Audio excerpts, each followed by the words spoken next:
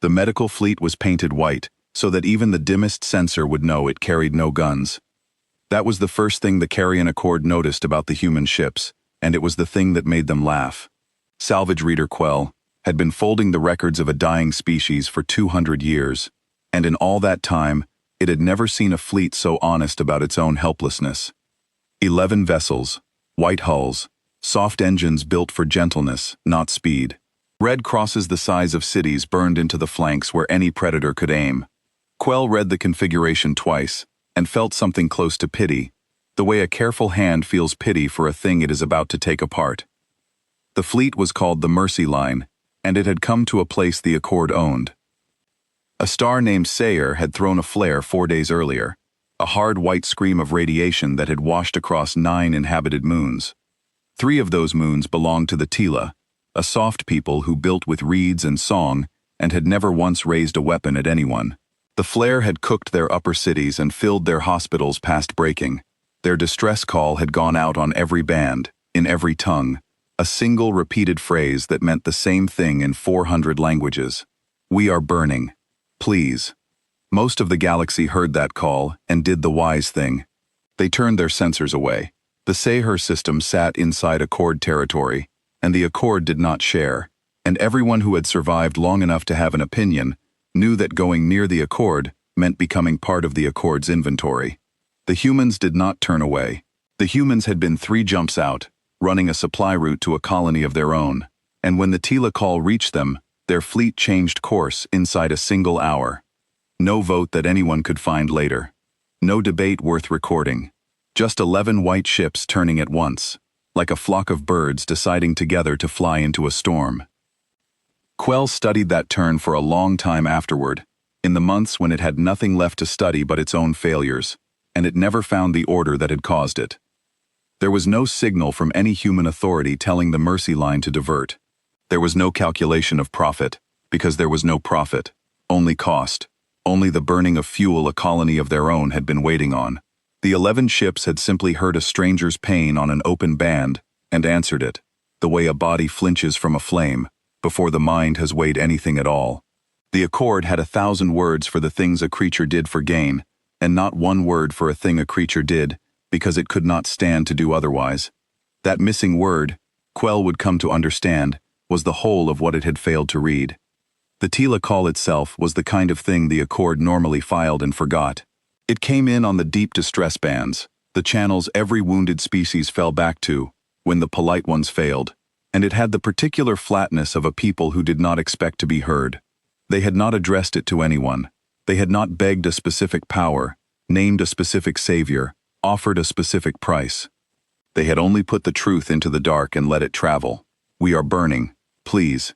The Accord intercepted 9,000 such calls a year across its territory, and answered exactly none of them, because an answered distress call was a fed competitor, and the Accord did not feed competitors.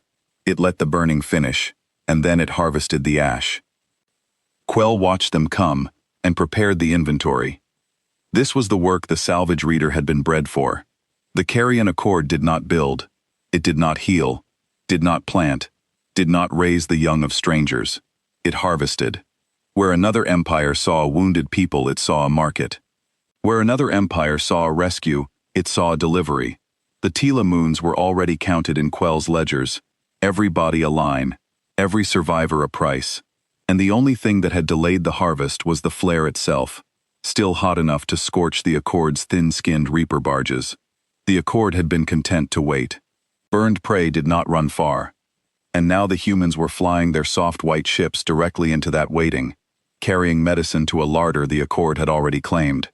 Aboard the lead ship, the woman in charge of keeping people alive was named Priya Sundaram, and she had not slept in 2 days. She was the chief surgeon of the Mercy Line, 41 years old, with steady hands, and a voice that did not rise even when everything around it did. She was not a soldier. She had never fired anything heavier than a sealant gun. The only command she had ever given was the order to begin, the word every surgeon says before the first cut, and she had given it 10,000 times. She gave it now, looking at the burning moons on her display, and the 11 ships of the Mercy Line slid into orbit over the Tila and opened their bays. What happened next? The Accord would spend the rest of its short history trying to forget. Quell did not understand it at first. The white ships did not unload weapons. They unloaded ramps. Long, soft ramps of light and air that reached down into the burned cities like hands lowered into a well. Up those ramps came the Tila, thousands of them, the scalded and the choking, and the children whose eyes had been seared white, and the humans took every single one. They did not check for value. They did not sort the strong from the weak. A people the Accord had already priced and filed were being carried, one at a time, into the bellies of ships that asked nothing in return. It was, Quell would later write, the single most wasteful act it had ever witnessed. The salvage reader pulled the lifting feeds and watched them, hunting for the trick, because there was always a trick. Every species that appeared to give was in fact taking something the Accord had simply failed to identify, and Quell's whole value to the Accord lay in finding that hidden taking before it cost the harvest. So it watched the humans lift the Tila, and it looked for the angle. It looked for the strong being taken, and the weak left to die, the way a slaver sorts. It found the opposite. The humans lifted the dying first. It looked for the valuable being separated from the worthless, the way a merchant sorts. It found no sorting at all. A human surgeon would break off from a Tila of obvious vigor to carry a Tila so burned it would clearly not survive the day, and would carry that dying thing up the ramp with exactly the same care, and would lay it down in the ward and begin to work on it as though its few remaining hours were worth the whole effort of a starship. Quell ran that behavior against 200 years of inventory and found no precedent and no profit and no trick, and for the first time in its long folding of the dying, the salvage reader felt the cold edge of a thing it could not name, which was the suspicion that it was looking at a kind of creature it had never priced because it had never imagined. It set the suspicion aside. Suspicions were not inventory. The harvest was inventory, and the harvest was waiting. So the Accord did what the Accord always did with waste. It moved to correct it. The order came down from the Accord's central reaper, a vessel the size of a small moon called the Gullet, and the order was simple. The white ships were interfering with claimed inventory. The white ships would be cleared, not destroyed. At first, for destruction was wasteful too. They would be boarded, stripped, and added to the count, their crews folded into the same ledgers as the Tila they had come to save. The Accord dispatched 40 reaper barges and 2 harvest cruisers, a force that had cracked open colony worlds without losing a single hull, and it sent them in slow, because there was no need for speed against ships that could not run and would not fight. Priya saw them coming. Her sensor officer, a quiet man named Coyle, put the contacts on the main display without a word, and for a long moment, the bridge of the lead ship was silent. 42 warships against 11 hospitals. The math did not need explaining. Priya keyed the open channel, the one the whole fleet shared, and her voice went out across all 11 ships, calm as a bedside. She did not order a retreat. There were 9,000 Tila still on the surface, and 100,000 more across the other moons, and a retreat meant leaving them to the things that fed on the burned. She did not order a fight either, because there was nothing aboard the Mercy line to fight with. What she ordered was this. She ordered the surgeons to keep cutting. She ordered the ramps to stay down. She ordered every ship to keep lifting the wounded for as long as it had a bay to put them in, and she told the fleet, in that level, steady voice, that the Mercy line did not leave people behind, and that whatever came up those ramps next, they would meet it the way they met everything, with their hands open and their work undone. There was a thing the Tila did, in the hours while the ramps were down, that Quell recorded and could not account for, and would think about for the rest of its existence. The rescued, once they were aboard and stable, did not lie still and wait. They asked to help. A people who had been burned in their own cities, who had lost their homes and in many cases their families to the flare, who had every reason to curl into their own grief, instead asked the human nurses what they could carry, what they could hold, whom they could sit beside.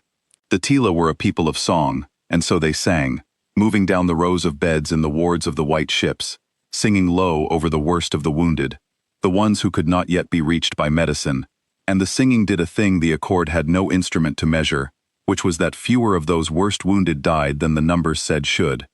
The Accord could weigh a body and price a hold. It could not weigh the thing that happened in a ward when the rescued turned around and began to rescue, and that unweighable thing was loose all through the Mercy line, and the Accord was about to attack a fleet that ran on it.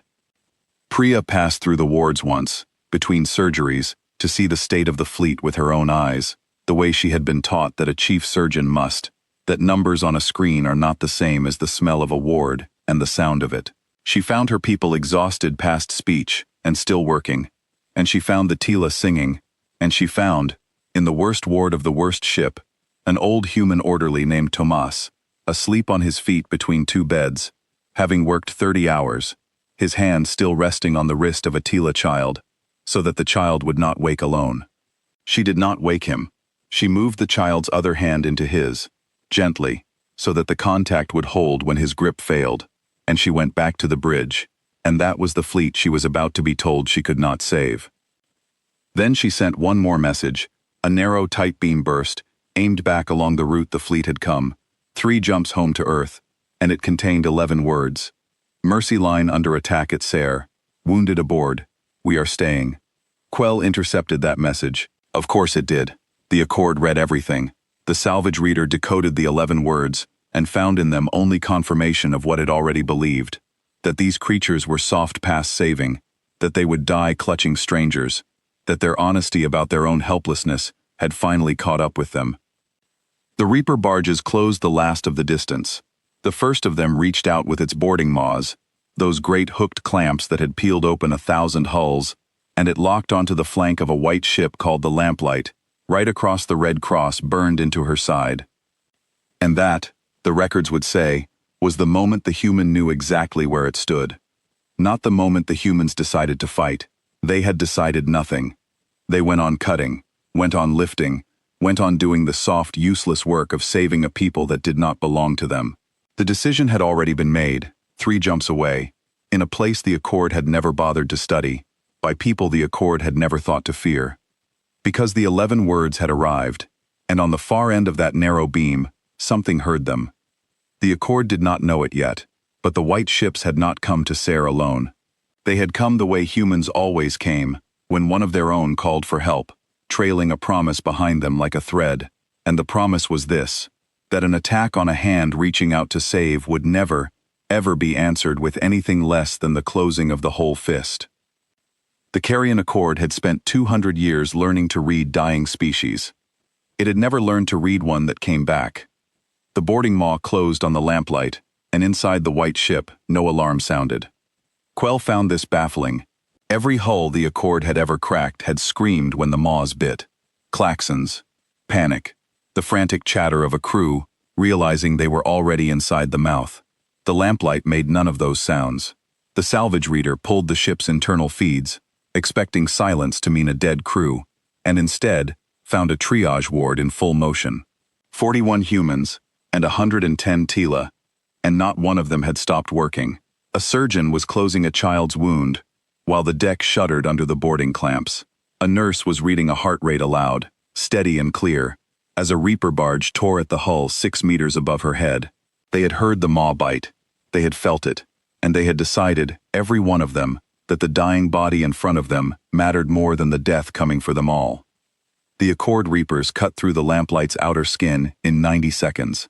They expected resistance at the breach. There was none. They expected the crew to flee deeper into the ship, herding toward the core where frightened prey always went, easy to corner. Instead, the humans came toward the breach, not with weapons, with sealant and with stretchers. They thought the hull was failing.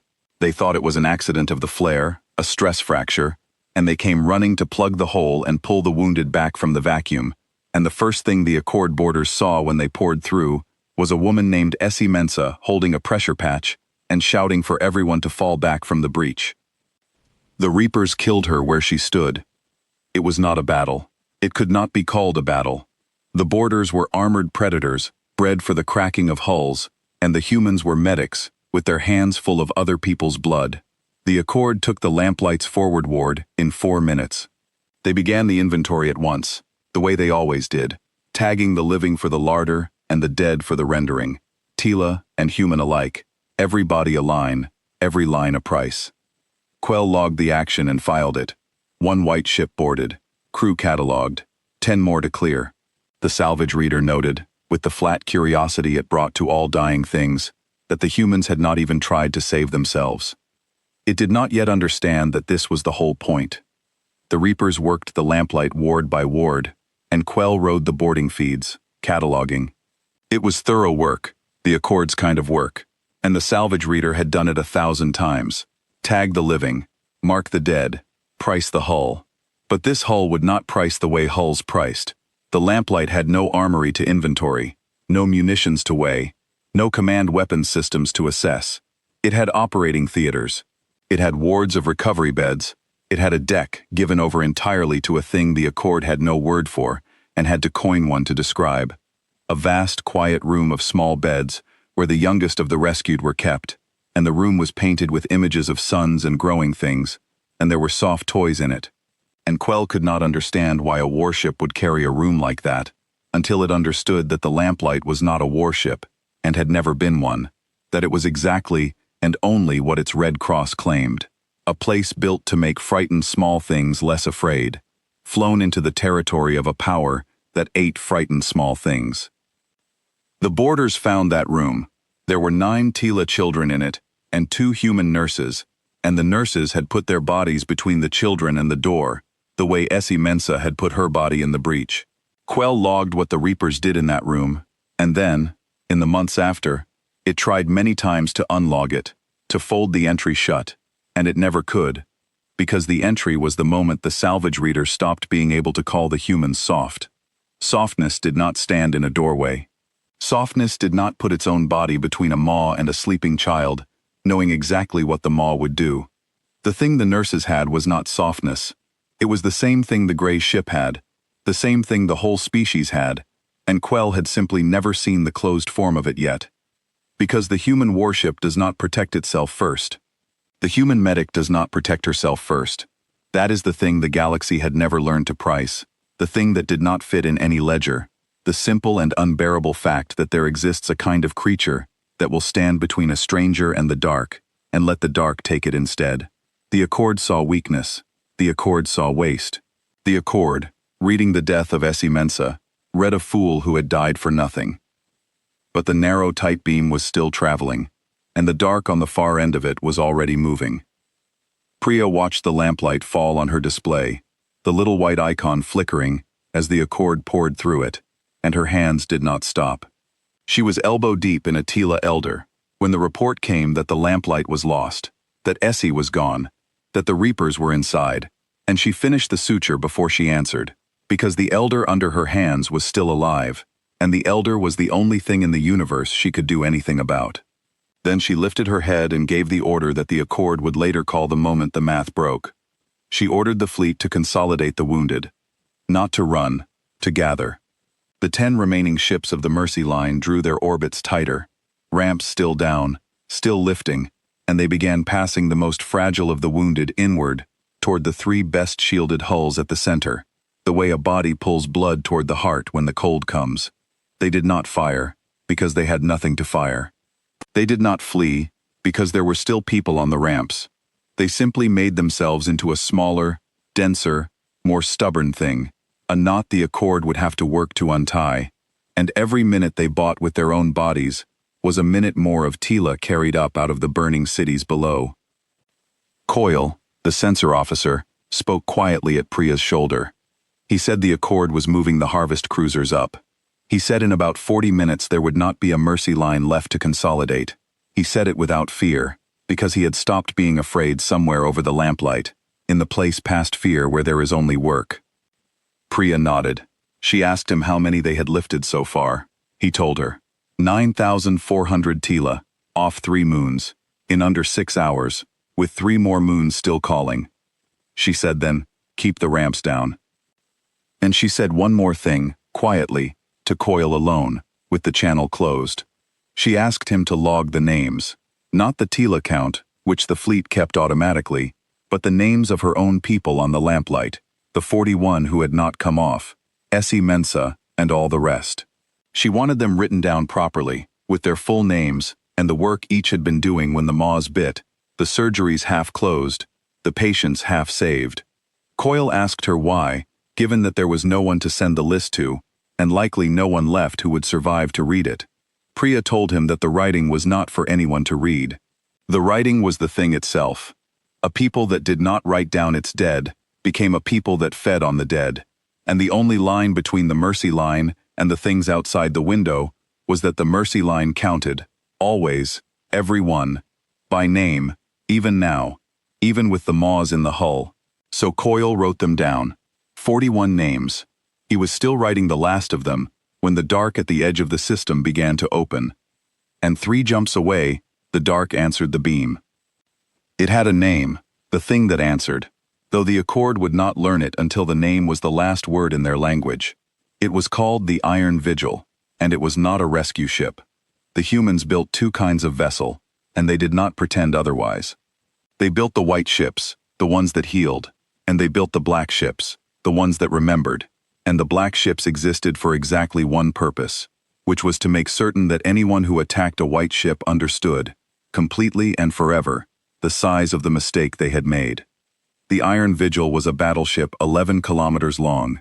Where the Mercy Line ships were white, she was the deep gray of a thing that had given up on being seen.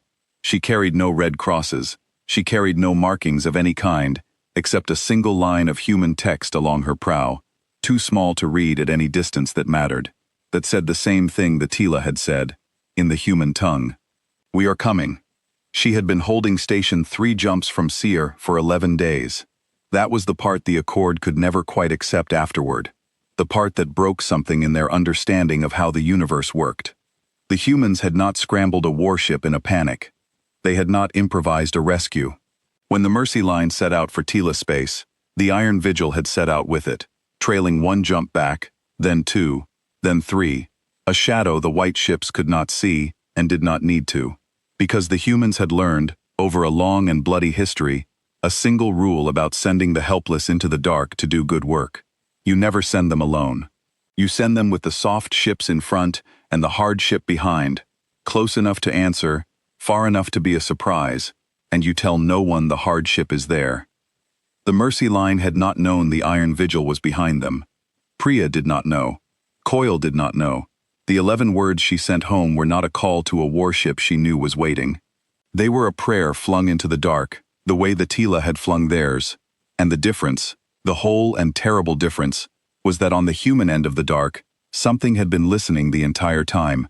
11 kilometers of gray patience with a single line of text on its prow, waiting for exactly 1 sentence.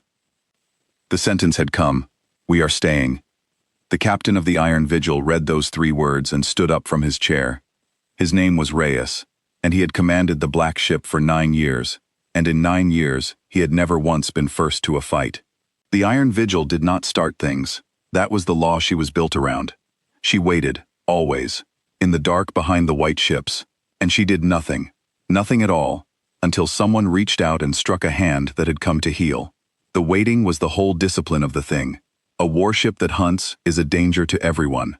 A warship that only answers is a danger to exactly one kind of creature, the kind that attacks the helpless, and the Iron Vigil had been built to be a danger to that creature, and to no one else in the universe.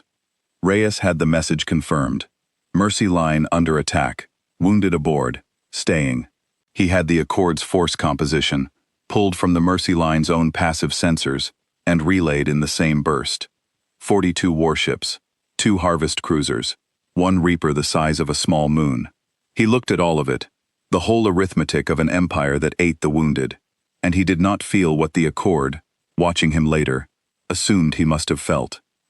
He did not feel rage. The black ships were forbidden rage, not by sentiment, but by physics, because a warship 11 kilometers long that fights in anger is a warship that misses, and a warship that misses over a fleet of hospitals kills the people it came to save. Reyes had spent 9 years training the rage out of the Iron Vigil and out of himself, drilling the crew until the answer to a struck healing hand was not a scream, but a procedure, calm and exact and total. The crew called it the cold, among themselves, the state they went into when the order came, and they prized it the way the surgeons prized their steady hands, because it was the same thing wearing different clothes. The surgeon's calm over the open body, and the gunner's calm over the open enemy, were one discipline. and the Iron Vigil had been built on the understanding that they were one discipline, that you cannot save the helpless with a shaking hand, and you cannot avenge them with one either. So Reyes did not feel rage. He felt the cold come down, the way it always did, clean and quiet. And he read the 11 words on his screen one more time, and the words were not a thing that made him angry. They were a thing that told him exactly what to do. He had the Accord's force composition, and he gave the order his ship had waited 11 days to receive. He ordered the Iron Vigil to close the fist. The jump took 4 minutes. Quell, 3 jumps away at Sarer, never saw it coming, because the Accord did not watch the empty dark behind the prey. There was nothing in the dark behind prey. There had never been anything there before. What the Accord saw 4 minutes later was a hole open in space at the edge of the Sarer system, a wound in the dark the color of a thing with no name, and out of it came the gray. The Iron Vigil arrived at the worst possible angle for the Accord, and the best possible angle for the wounded, which was not an accident, because Reyes had spent the jump calculating exactly where 11 kilometers of gray patience needed to be standing in order to put itself between the harvest cruisers and the white ships without firing a single shot through the space the Mercy Line occupied.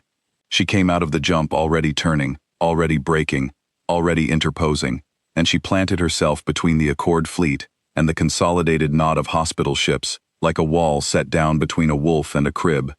For 3 full seconds, nothing happened. The Accord did not understand what it was looking at. Quell ran the new contact against every entry in 200 years of inventory and found no match, because the Iron Vigil was not in the ledgers. She had never been seen.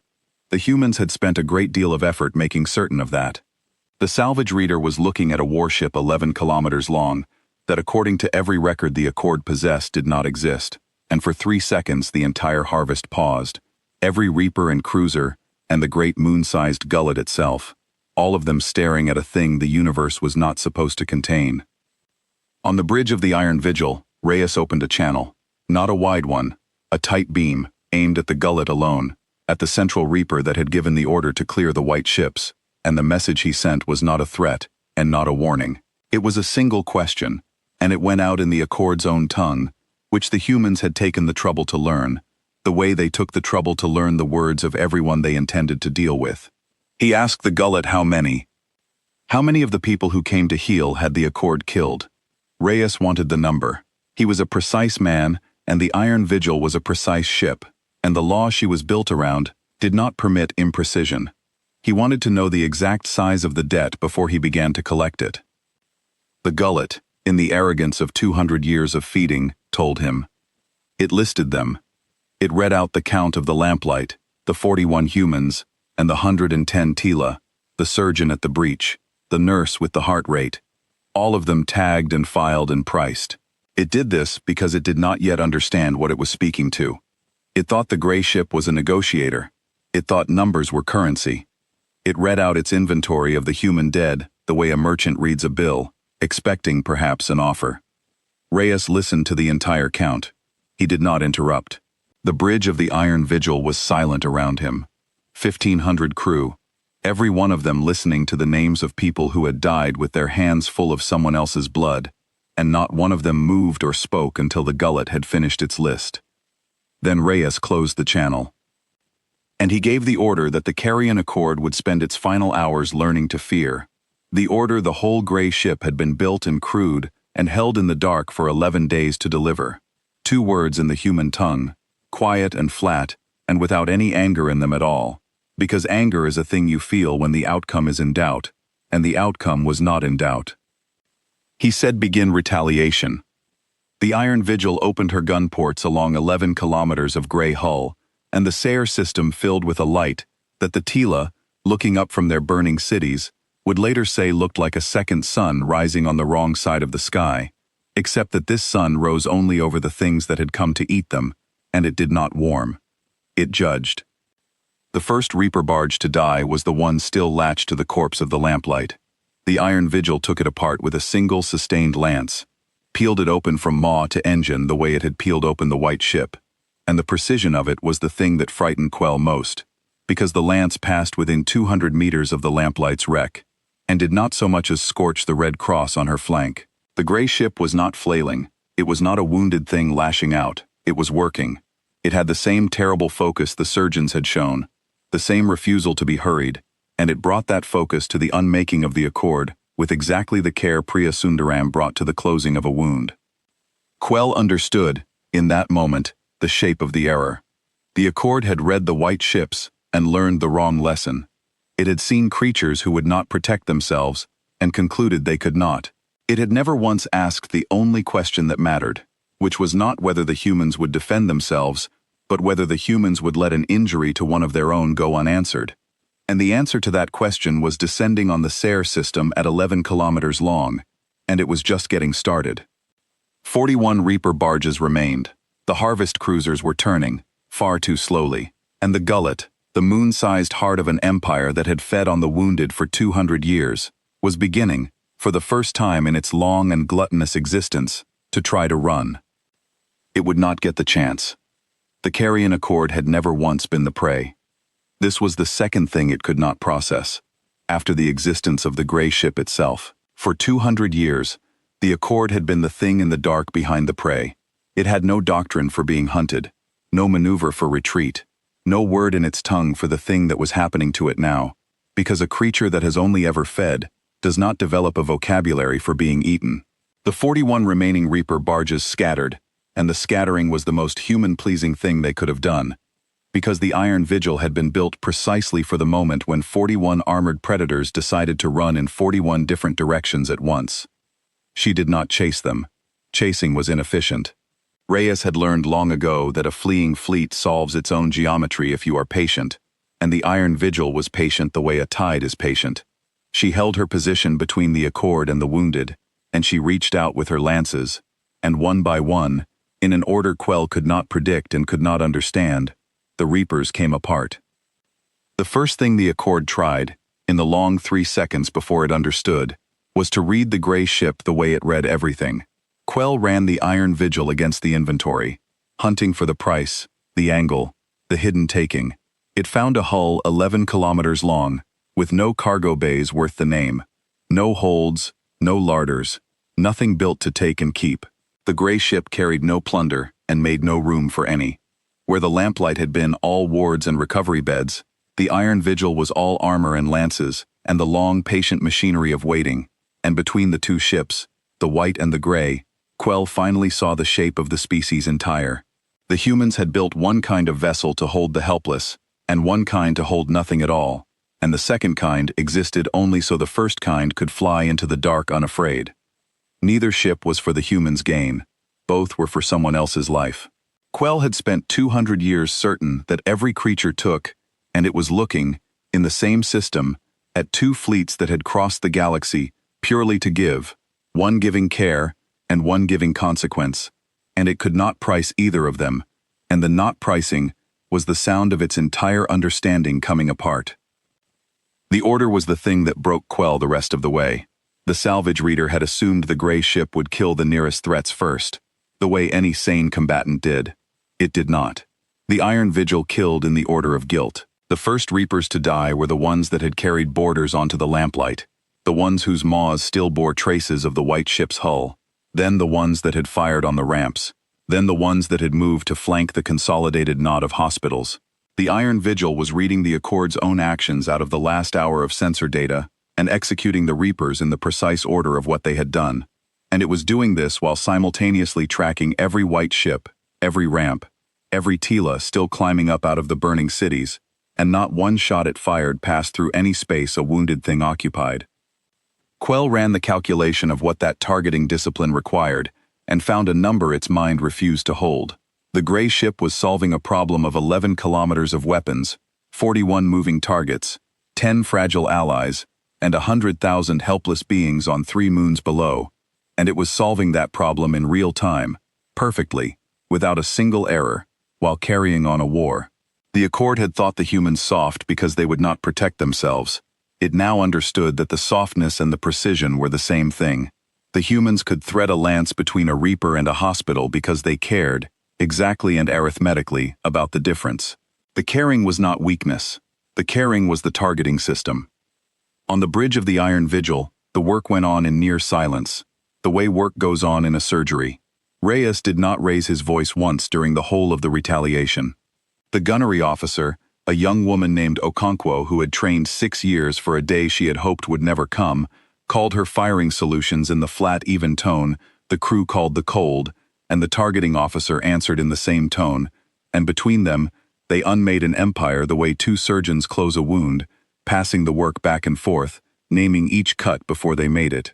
There was a moment when Okonkwo's voice caught, just once, when the firing solution that came up was for the Reaper barge still latched to the corpse of the lamplight, the barge whose maw had killed Essie Mensah and the nurses in the children's ward. She read the solution. She held for half a second.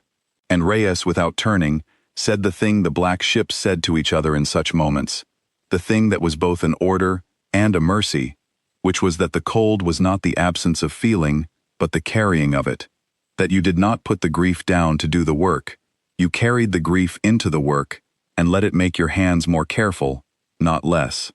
Okonkwo fired, the barge came apart, the lamplight's red cross did not so much as char. That was the discipline the humans had built, and it was the thing the Accord could never have copied even if it had wanted to, because it could not be bought or trained into a creature that did not already love something more than itself. The cold was not coldness. It was the hottest thing in the universe held perfectly still. A gunner who did not care could not have threaded those lances. She would have fired in rage or in fear, and missed and killed the people she came to save.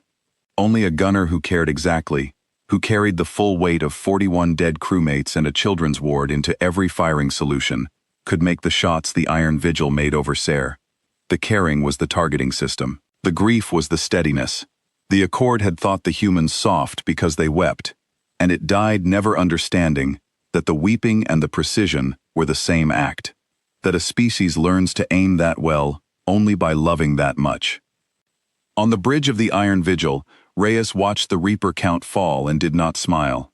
The law his ship was built around had a second clause, and the second clause was the one that separated the black ships from the things they hunted. The Iron Vigil retaliated. It did not exterminate. There is a line, fine as a suture, between the closing of a fist around the thing that struck you and the grinding of that thing into nothing for the pleasure of it, and the entire purpose of the discipline aboard the gray ship was to walk that line without ever once crossing it.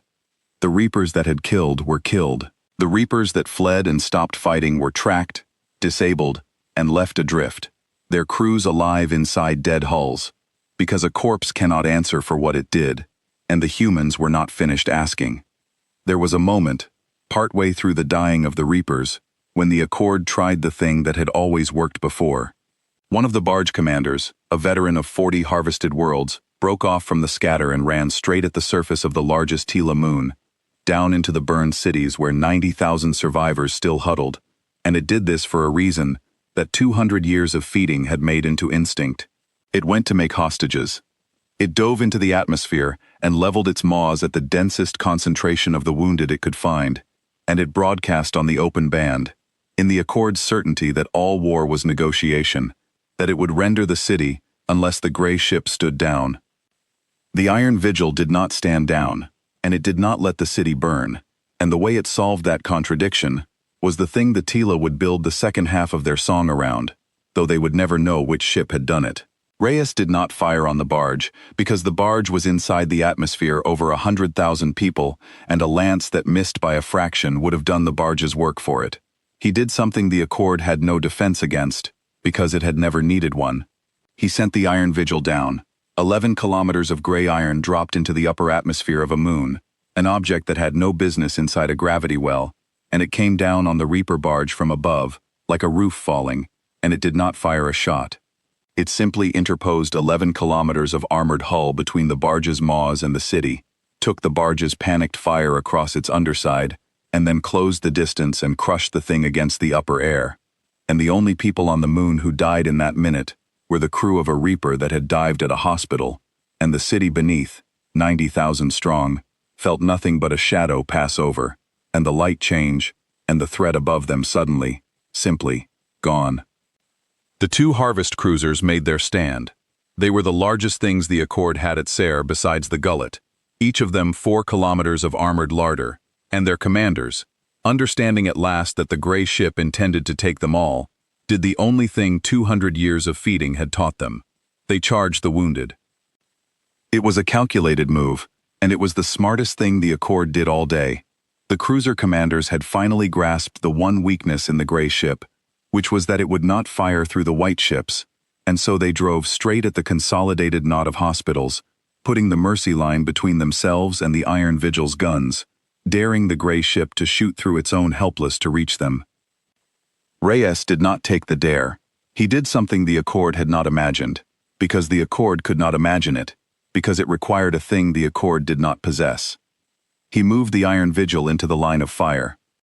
11 kilometers of gray hull came about and accelerated, not toward the cruisers, but toward the space between the cruisers and the Mercy line, and the battleship interposed its own body the way Essie Mensa had interposed hers at the breach of the lamplight, the way every human aboard every white ship had been doing all day. The Harvest cruisers fired everything they had into the gray hull at point-blank range, and the Iron Vigil took it. All of it. 11 kilometers of armor built by a species that understood that the only thing worth protecting was the helpless thing behind you. The shields flared white, the hull rang like a struck bell, and the battleship did not so much as drift off station because it had planted itself, and it had decided, the way the surgeons had decided, that the dying thing behind it mattered more than the death coming for it. When the cruiser's guns ran dry, the Iron Vigil straightened, and it ended them. Quell watched the two Harvest cruisers die and understood that the Accord had lost. Not the battle, though the battle was lost too. It had lost the argument. For 200 years, the Accord's entire theology had rested on a single proposition, that the universe belonged to the things that fed, that mercy was a failure of nerve, that the soft ships were soft because softness was a kind of death waiting to happen. And here, in the light of a flared star, that theology had met its refutation, and the refutation was 11 kilometers long, and it had just taken a full broadside to keep a hospital from being touched. The gray ship had proven, in the only language the Accord understood, that mercy was not the absence of teeth. Mercy was the reason for them. The Accord had a saying, old as the first harvest, that the dead do not argue. It was the closest thing the Carrion Accord had to a philosophy, and it meant that a thing once counted could not object to its counting, that the ledger was the final word, that to be written down by the Accord was to be settled forever. Quell had believed that saying for 200 years. It had built its whole self around it, and Overseer, it watched the saying die, because the human ships had brought into the dark the one force the Accord had never reckoned with, which was a creature willing to argue with the ledger on behalf of the dead who could not argue for themselves. The Mercy line argued by lifting, the Iron Vigil argued by answering, and the argument they made, together, was that no counting was ever final, that a thing written down as inventory could be written again as found, that the last word did not belong to the one who fed, but to the one who came back. The Reapers learned this one at a time, a barge that had thought itself the apex of the dark, that had cracked open colony worlds and folded their peoples into the count, without ever once being answered, met the gray ship, and discovered, in the last seconds of its existence, that it had never been the apex of anything. It had only never been answered yet. There is a difference, vast and total, between a thing that cannot be beaten and a thing that has simply never been struck back, and the Carrion Accord had spent 2 centuries mistaking the second for the first. The Iron Vigil was the correction of that error, delivered at 11 kilometers, in the order of guilt, without a single shot passing through the space a wounded thing occupied. The gullet ran. It had been trying to run since the 3rd second, but a moon-sized Reaper does not turn quickly, and it had spent the whole battle slowly bringing its vast bulk around toward the system's edge and the jump point beyond. Now, with the Reapers dying and the cruisers gone, it abandoned the harvest entirely. It left 41 of its own ships to their fate. It left the Tila moons it had already counted.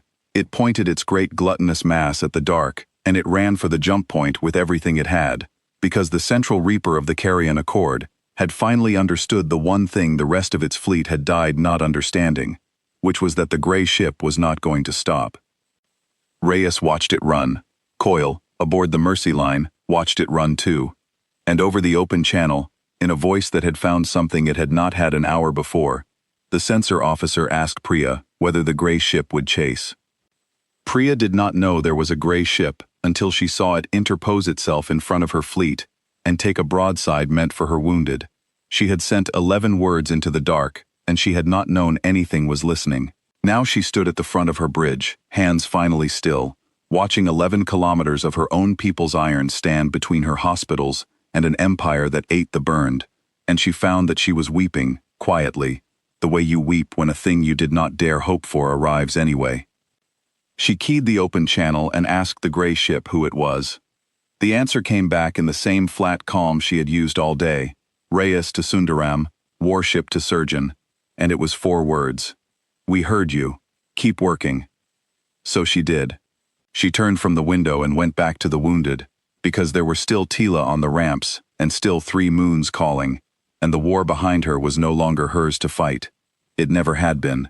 The humans built 2 kinds of ship, so that the soft ship would never have to become the hard one. She had her work. The gray ship had its.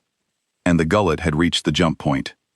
The moon-sized Reaper opened its jump aperture, a wound in the dark large enough to swallow a fleet, and it began to slide into it. And for one moment, Quell, riding the gullet's data stream, believed the central Reaper would escape. The gray ship was 11 kilometers long, and the gullet had a head start, and the jump was already opening. The Accord would lose Sayre. It would lose 41 Reapers and 2 cruisers, and the whole Tila harvest. But the gullet would live, and the salvage reader aboard it would live. And somewhere in the long memory of the Accord, this day would become a story about a gray thing in the dark that you did not provoke. And that story would be a kind of survival. And Quell, in the last clear moment it would ever have, was almost grateful. Then the dark behind the gullet opened. It opened the way the dark behind the Mercy Line had opened, the way the Iron Vigil had taught the Accord that dark could open, and out of it came a second gray hull, and a third, and a fourth. The humans had not sent 1 black ship to Sayre, they had sent the one the Mercy Line could feel, the close one, the answer to the prayer, and they had sent 3 more, trailing further back, jumping in stages, holding the far edges of the system, in case the thing that attacked the white ships tried to run. Because the law the black ships were built around had a 3rd clause, the quietest and the hardest, and the 3rd clause was that no one who strikes a healing hand is allowed to flee from the answer. The fist does not just close, it closes all the way around. It leaves nothing outside itself for the next wounded fleet to fear. The gullet, sliding into its own jump aperture, found 3 gray ships waiting on the other side of the dark. And the Carrion Accord, for the first time in 200 years, learned what its prey had always known. That there is a thing worse than being hunted. There is being answered. The gullet came out of its own jump into a box made of gray iron. 3 battleships, the Iron Vigil's sisters, named in the same flat human way that hid nothing and promised everything. The long account, the debt made plain, the last word. They had been holding the dark at the system's edge. For the same 11 days the Iron Vigil had held its station. 4 black ships seated across the approaches to Sayre, like the 4 corners of a closing hand. And the gullet, in its panic, had jumped straight into the palm. The moon-sized Reaper emerged from the aperture and found itself surrounded on 3 sides by gray hulls that had not fired a shot all day, that had waited the entire battle in the cold, that had let the Iron Vigil do the close work, while they did the patient work of making certain there was no door left open anywhere in the dark. Quell understood, then, the full shape of the thing the humans had built, and the understanding was the last piece of clarity the salvage reader would ever hold. The Accord had thought the rescue was the human strategy. It was not. The rescue was real. The white ships truly had come only to heal, with no weapons and no plan beyond the lifting of the wounded. That was the genius of it, the part no inventory could have caught. The Mercy Line was not bait. Bait knows it is bait. The surgeons and nurses of the Mercy Line had flown into the Accord's territory, believing themselves alone, willing to die alone, and they had meant every minute of it. The gray ships behind them changed nothing about the white ships' courage, because the white ships did not know the gray ships were there. The humans had built a thing where the helpless were genuinely helpless and genuinely brave, and the answer to anyone who harmed them was genuinely total, and the 2 halves never touched, so that the mercy was never a trick, and the retaliation was never in doubt. You could not corrupt the Mercy Line by threatening it, because it had already decided to die, You could not survive harming it, because the dark behind it was full of gray iron that had sworn an oath.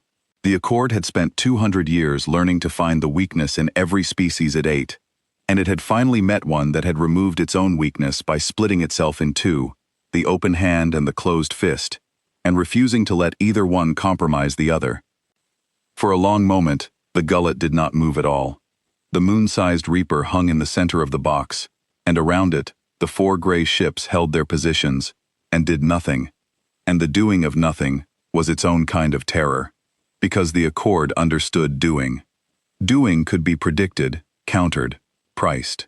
The gray ships only waited, the way the Iron Vigil had waited 11 days in the dark, and the gullet, which had never in 200 years had to sit still inside a thing it could not buy or break, began to come apart at the level below its hull, in the part of it that had always been certain the universe could be negotiated with. Quell, still riding the gullet's failing data stream, watched its own command mind reach for one tool after another, and find each one useless. It reached for threat, and found that the gray ships had already proven they would take any threat into their own armor, rather than let it land. It reached for flight, and found 3 black hulls and the 4th behind it, and no door anywhere in the dark. It reached for the larders, the 200 years of taken, the great hostage the Accord had been keeping, without ever knowing it would need to spend it.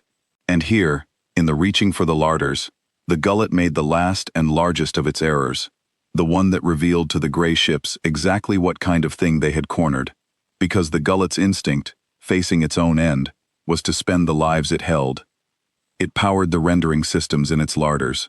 Quell felt the order go out, the order to begin processing the inventory, to turn the taken into the only thing the Accord had ever turned the taken into, in the belief that a creature which cared so much about the helpless might be made to stand down by the threat of the helpless dying. It was the logic that had broken 100 worlds, surrender or watch them die. The Accord had never once met a foe it could not bend with that sentence. The gray ships had been built, from the keel up, for exactly that sentence. The Iron Vigil had the larder coordinates the instant the rendering systems powered up, because the rendering systems ran hot, and a hot system is a beacon, and Reyes did not hesitate, and did not negotiate, and did not so much as open a channel. He fired. Not at the gullet's hull, not at its weapons, but at the rendering systems themselves. 4 precise lances threaded into the body of a moon-sized Reaper, to kill the machinery of murder, without touching the prisoners it sat beside. And the Accord's last great hostage play died in the second it was conceived, the rendering systems gone dark, the larders intact, the taken still alive. The humans had built a warship that could disarm a held knife from 11 kilometers away without nicking the throat it was held against, and they had built it for this exact moment, the moment a cornered harvester reached for the lives it held, and the gullet had walked into that design as surely as it had walked into the box. Only then did the gullet try to surrender. It was the first time in the recorded history of the Carrion Accord that the Central Reaper had ever offered surrender, and it offered it the way it did everything, as a transaction. It broadcast on every band. It offered the Tila moons back. It offered to release every survivor in its larders, every wounded thing it had ever counted, the contents of 200 years of harvest, all of it, free, in exchange for the simple mercy of being allowed to leave. It priced its own life, and it found the price very high, and it laid that price before the 4 gray ships and waited, in the way of a creature that has always been able to buy its way out of consequence, for the negotiation to begin. There was no negotiation. Reyes, aboard the Iron Vigil, listened to the gullet's offer with the same stillness he had given the count of the human dead. Then he answered, and his answer was not cruel, because cruelty was a thing the black ships were specifically forbidden, written out of their law in the first clause and the second and the third. His answer was only true. He told the gullet that the survivors in its larders were not its to offer. He told it that a thing cannot trade back what it never owned. He told it that the Tila and the others in its holds would be freed regardless, by the gray ships, today, whether the gullet lived or died, and that their freedom was therefore not on the table and never had been.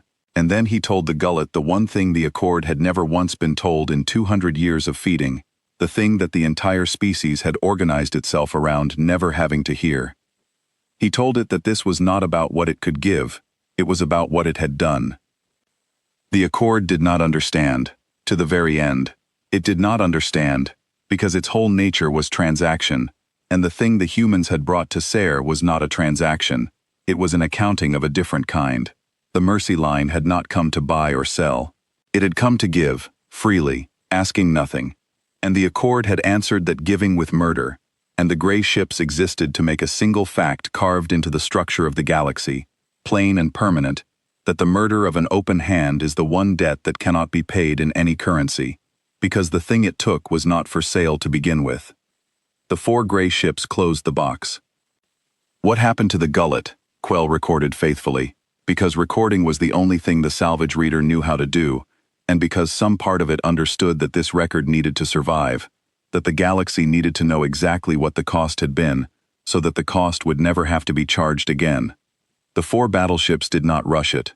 They did the work the way the Iron Vigil had done the close work over Ser, with precision and without anger.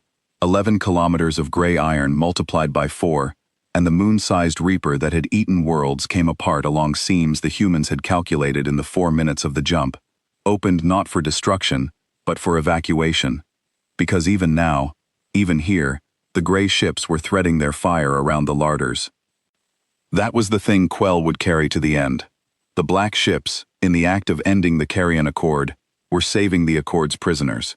The lances that unmade the gullet's weapons and engines and command spine passed around its holding bays like a surgeon's blade around a vital organ, and as the Great Reaper died, gray shuttles were already crossing the gap, already cutting into the larders, already lifting out the survivors of 200 years of harvest, the wounded and the taken of 100 species, carried up out of the dying body of the thing that had collected them, and into the gray ships that had come to answer for them. The retaliation and the rescue were the same act. They had always been the same act. The humans had not split themselves into the merciful and the ruthless. They had only built 2 hulls for one creature, and the creature was the same in both, and the thing it would not abide, in white paint or in gray, was the harming of the helpless. The mercy line lifted the burned off the moons. The Iron Vigil lifted the taken out of the gullet. The hands were open the entire time. The fist had only ever been the hands, closed.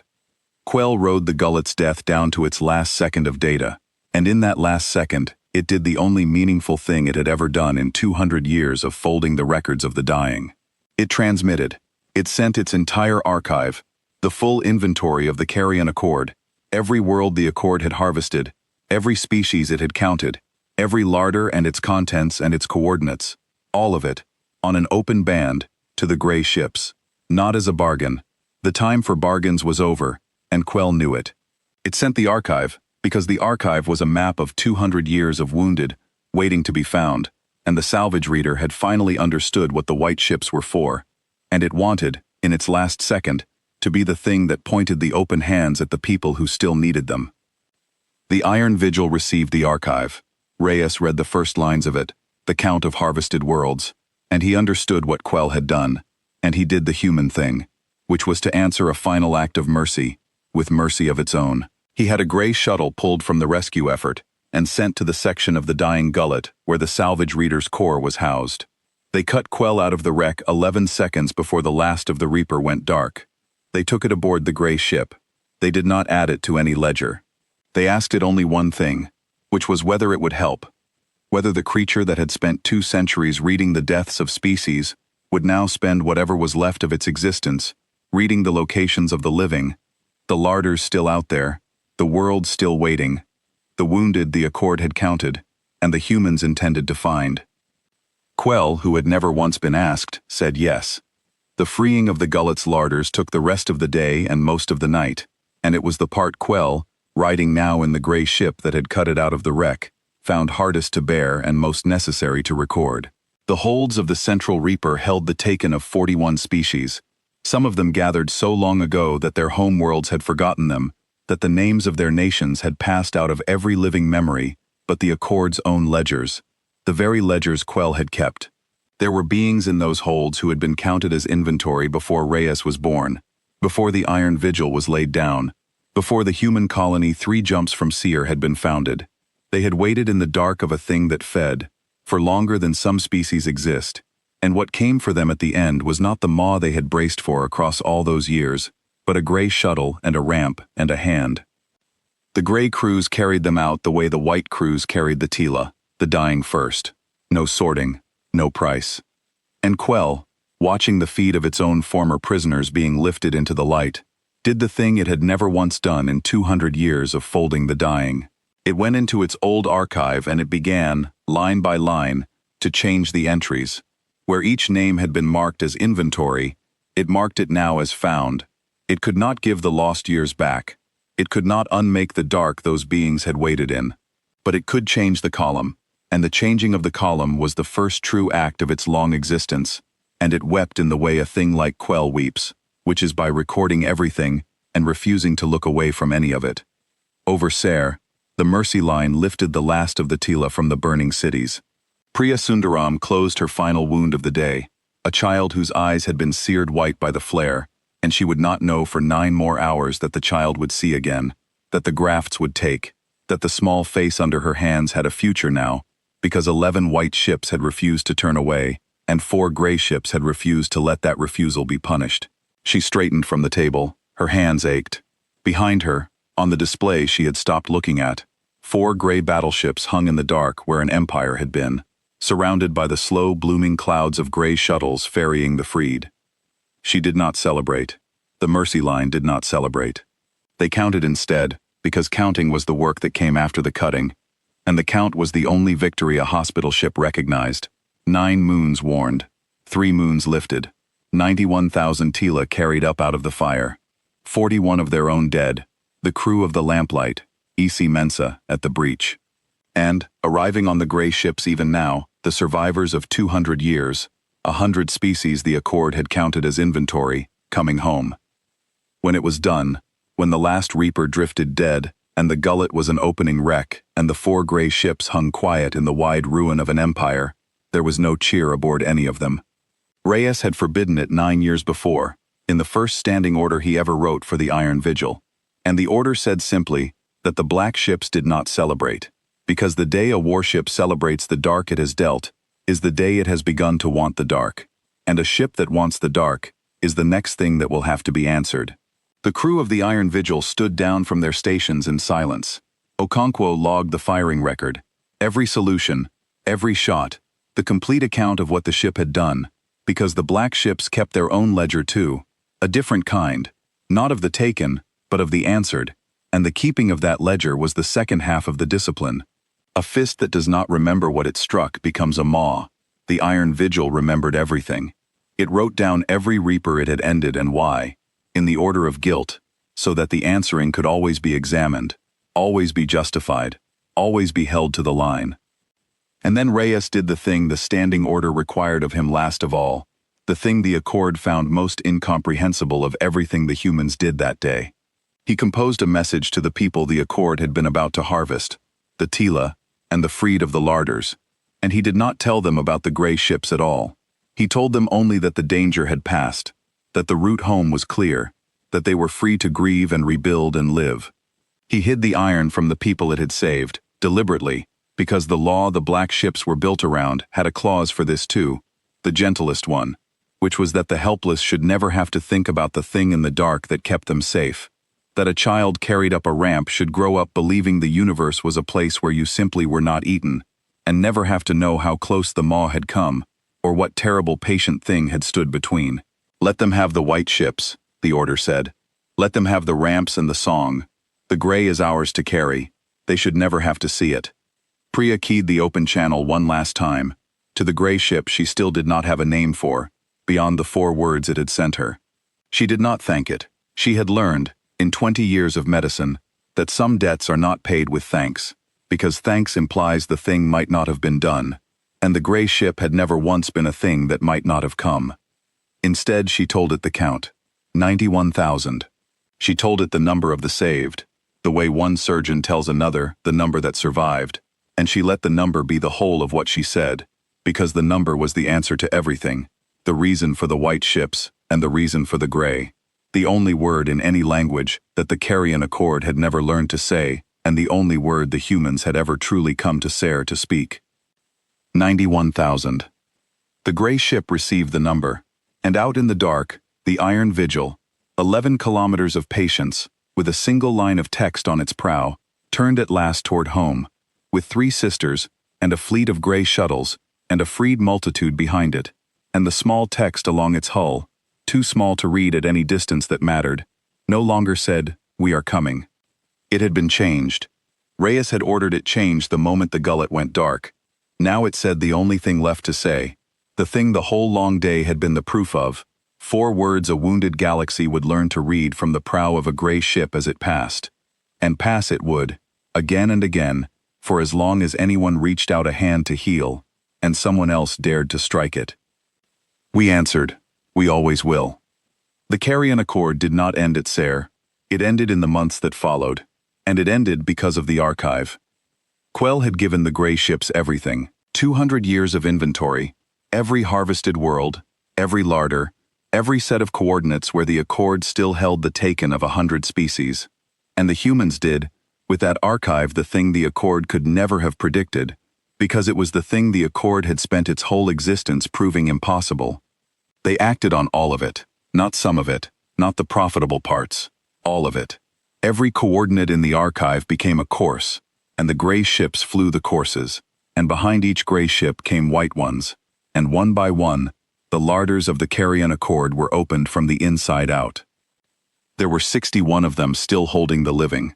The Accord had kept the wounded the way a miser keeps coin, against some future use it never quite reached, and so across 61 hidden stations, the prey of 2 centuries was still alive, still counted, still waiting in the dark for the thing that fed to come back. What came instead were the gray ships, and the survivors aboard those stations would tell the same story afterward, the same one that Tila told, that a wall of gray iron had appeared in the dark where the Accord's reapers used to come from, and that they had braced for the end, and that the end had not come.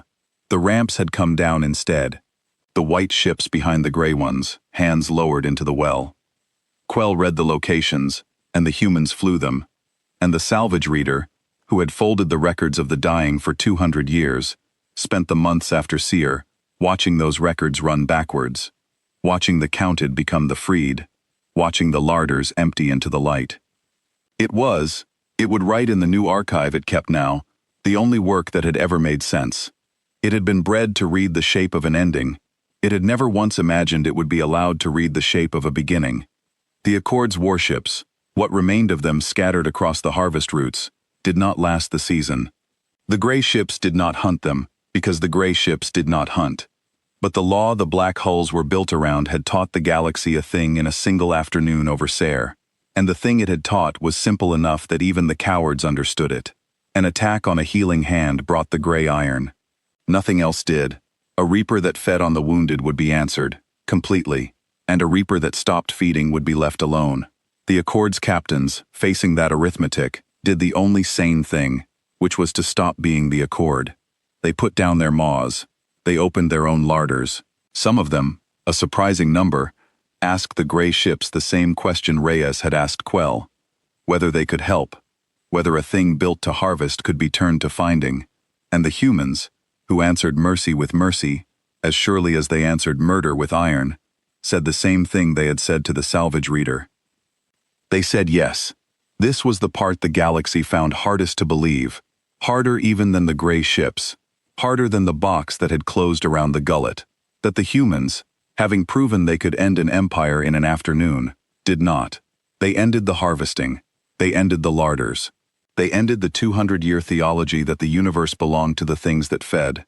But the creatures who had built that theology, the ones who laid down their maws, those they did not end.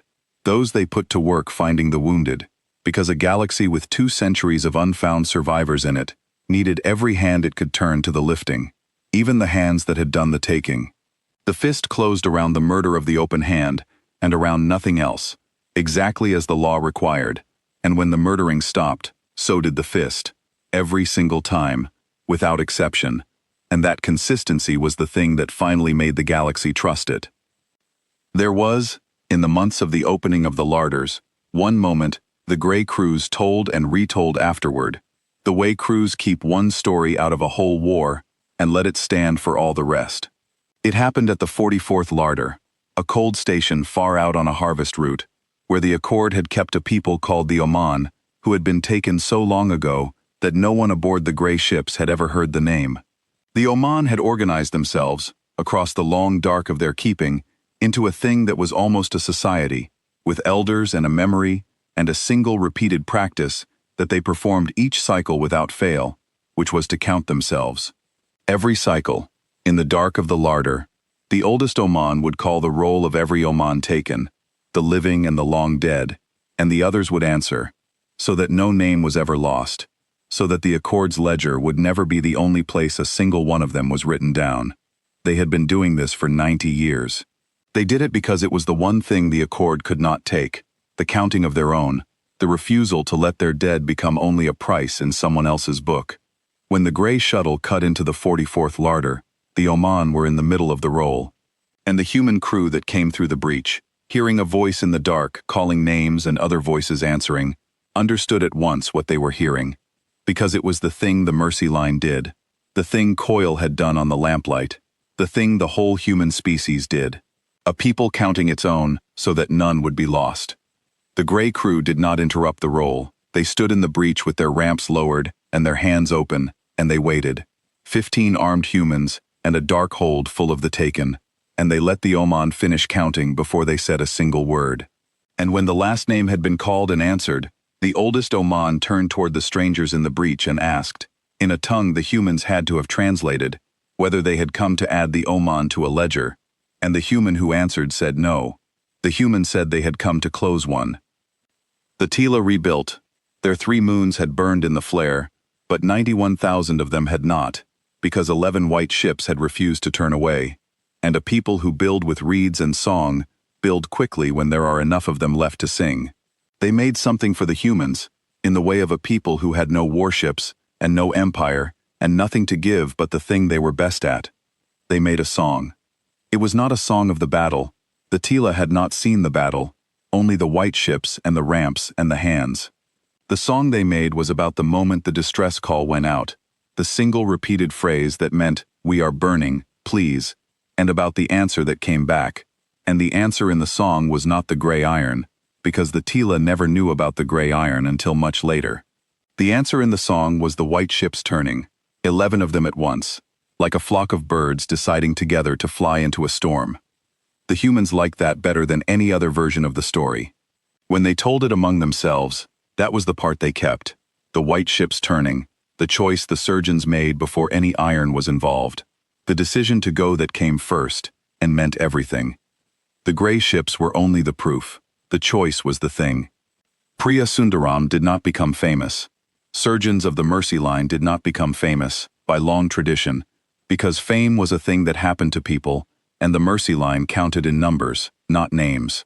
She went back to the supply route. She buried Essie Mensa and the 40 other dead of the lamplight in the way the Mercy Line buried its own, which was quietly, with the count read aloud once and never again, and then she went back to the work, because there were always more moons calling, always another flare, always another distress signal threading out into the dark on every band and every tongue. She would fly into a cord-cleared space many times in the years that followed, and she would never again fly it afraid, though she would never again fly it knowing whether the dark behind her held gray iron, because the humans did not tell the white ships when the black ships were there, and Priya had decided she did not want to know. The not knowing was the courage. The courage was the point. She did meet Reyes, once, years later, on a station at the edge of the cleared zone. They did not say much. A surgeon and the captain of a warship do not have a great deal of common language, and what they shared could not really be put into words anyway. He told her the count of the larders, the final one, the number of the freed from 61 stations, and the holds of the gullet and all the rest. It was larger than she had imagined. It was larger than the war. 2,300,000. Across 200 years, 41 species, the entire harvest of the Carrion Accord turned back into the light. She told him the count of the Tila, 91,000, the number she had given the gray ship over Sayre without knowing his name. They traded their numbers the way the Mercy Line traded everything, as the only true currency, and then they parted, and that was all, and it was enough. She did ask him one thing, before they parted, the only question she had carried out of Sayre, that the years had not answered for her. She asked him how he had stood it, the waiting. 11 days in the dark, knowing the white ships were ahead of him, knowing they did not know he was there, knowing that he could not move until they were struck, that the whole design of his ship required that the helpless be harmed before the answer could come. She asked him whether it had not been unbearable to wait in the cold for the people he was sworn to avenge to be hurt first. Reyes was quiet for a while. Then he told her that this was the discipline, the hardest part of it, harder than the cold, harder than the threading of the lances. The gray ships could not move first, because a warship that moves first is a warship that decides on its own who deserves the dark, and that is the beginning of the thing they had killed the Accord for being. The black ships did not choose their targets. The Accord chose them, by striking a healing hand. The waiting was the proof that the humans had not become the thing they fought, that the iron only ever answered and never began. And so the waiting was not the unbearable part. The waiting was the whole point. It was the difference, he said, between a fist and a maw, and the difference was everything, and you held to it by holding still in the dark until the dark gave you no choice. Then he said the thing she remembered longest, which was that he had not waited alone either. There had been a black ship behind his, he told her, one further jump back, watching the watcher, in case the iron vigil itself ever forgot the discipline and moved too soon. The humans did not even trust their own gray iron to wait without a witness. That, he said, was how seriously they took the difference. Priya thought about that for the rest of her life. The white ships, watched by the gray watched by the gray. A whole species arranged in patient layers around a single promise, that the helpless would be answered, and that the answering would never be allowed to become a hunger of its own. She had flown into the Accord's dark, believing herself the bravest and most alone thing in it, and she had been neither, and the not being alone had not made her courage smaller. It had only meant her courage was held inside a larger one, the way a patient is held inside a surgery, the way a name is held inside a role. Quell outlived them both. The salvage reader had been bred for length of memory, and now it had something worth remembering.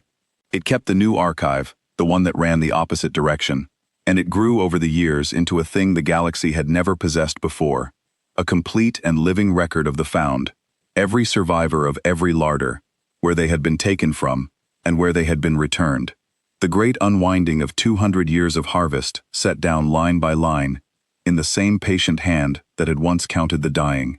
The humans gave Quell a gray ship of its own to ride, a small one, unarmed, the first vessel the Accord's last salvage reader had ever crewed that carried no maw.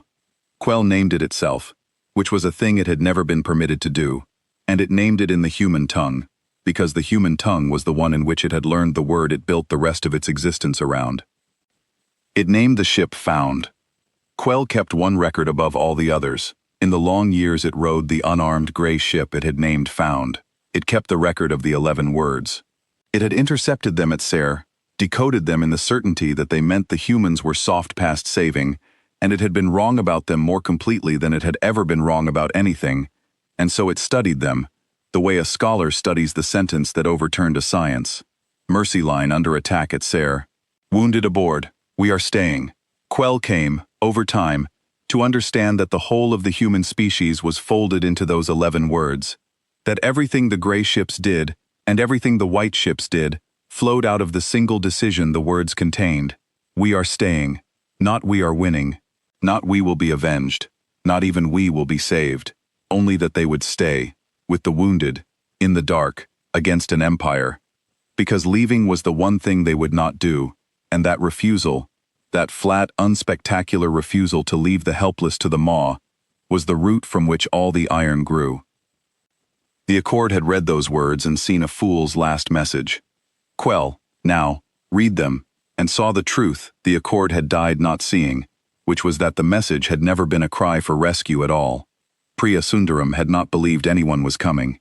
She had sent the 11 words the way the Tila sent theirs, into a dark she thought was empty, not as a call but as a record, the same impulse that made her ask Coyle to write down the 41 names, the refusal to let the truth of what was happening go unwritten, even if no one survived to read it.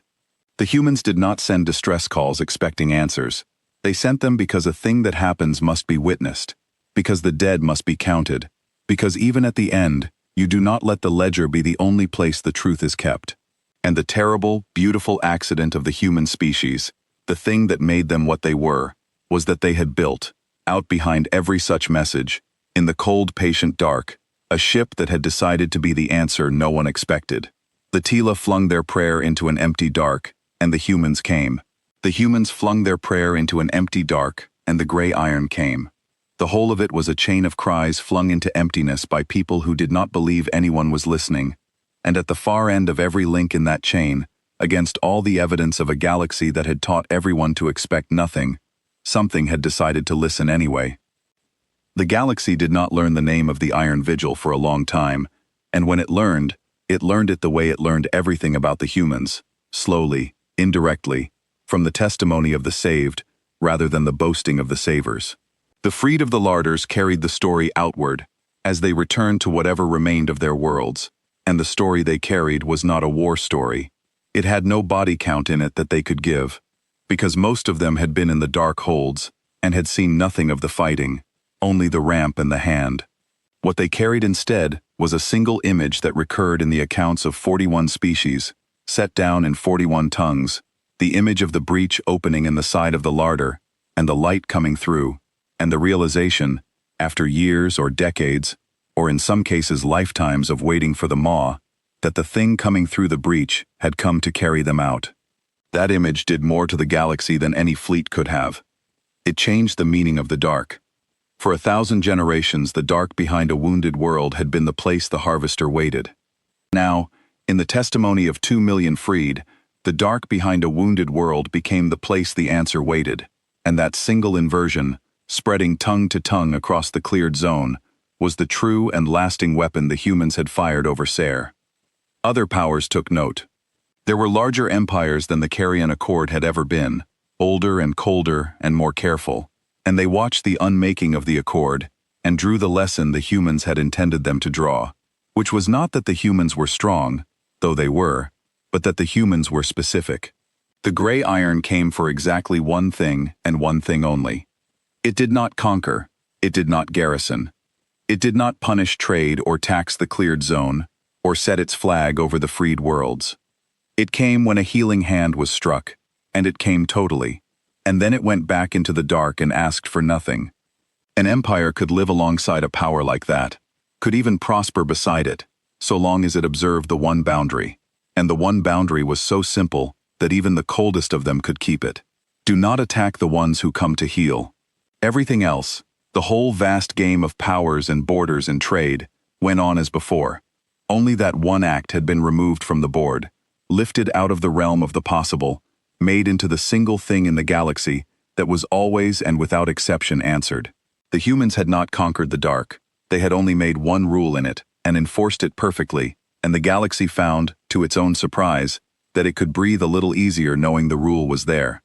The galaxy changed its prayers after Ser. The Tila had prayed, "We are burning, please," and so had 100 other soft peoples scattered through the dark, peoples who had learned across long bitter centuries that a distress call was a sound you made to no one, a thing you flung out because the flinging was the last dignity left, never because anyone came. The Accord had taught them that. The thing in the dark behind the prey had taught the whole galaxy that the dark behind you was always empty, that a cry for help was only a way of marking yourself for the harvest, that the wise turned their censors away and the soft burned alone. The humans had unmade that teaching in a single afternoon over Ser, and they had unmade it not by ruling the galaxy, and not by garrisoning it, and not by writing their name across the cleared dark, but simply by being the one thing in the long history of the deep that had ever come back. A hand reached out to heal. The hand was struck, and the dark behind the hand, for the first time in the memory of any species still alive to remember, was not empty. The dark behind the hand was full of gray iron that had sworn an oath and kept it, and the oath was the simplest oath in any tongue, that no one who reaches out to save would ever again reach out alone, and that the striking of that reaching hand was the one debt in the universe that would always, always be answered. So the prayers changed. The Tila taught their children a new closing to the old song, and the new closing spread, the way the human story had spread, the way the white ships turning had spread, moon to moon, and tongue to tongue across the cleared dark. The old prayer had ended, "We are burning, please." The new one ended somewhere else entirely. in a place the Carrion Accord had spent 200 years making certain no soft people would ever dare to stand. It ended someone is listening. And far out in the cold, one jumped back, and then two, and then three, behind a white fleet flying toward a flare that had not happened yet, toward a distress call that had not yet gone out, toward a people who did not yet know they would need it. The gray iron waited in the dark and listened, and the small text on its prow caught what little light there was, and held.